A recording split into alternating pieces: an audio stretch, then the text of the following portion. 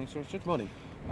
So could you just start with just telling us a little bit about this initiative and how you think it's going to make a difference to, well, I suppose, the wider world and to Virgin Atlantic?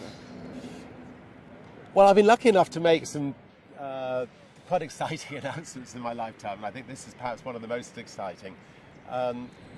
What we're simply doing is taking the waste product that currently goes out of steelworks, aluminium plants, coal-fired power stations, which would go up into the Earth's atmosphere and start damaging the atmosphere, and instead turning it into aviation fuel. And so effectively it means that in 2 or 3 years' time we'll be starting to fly Virgin Atlantic planes on a fuel which is 50% less carbon intensive than the current fuel we use today. And how far along are these plans? I mean, when are we going to see this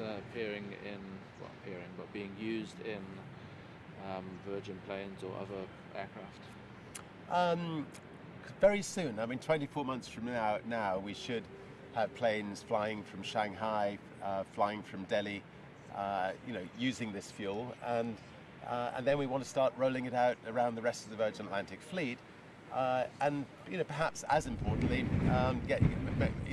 getting it rolled out across the aviation industry as a whole.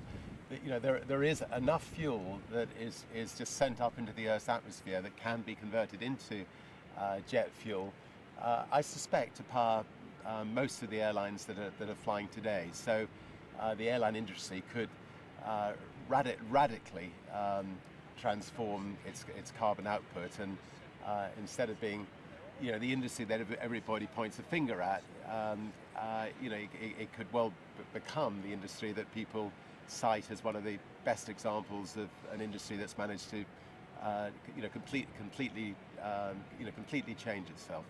And how much do you think the government should be doing more to encourage airlines to innovate as opposed to penalising them with taxes, perhaps?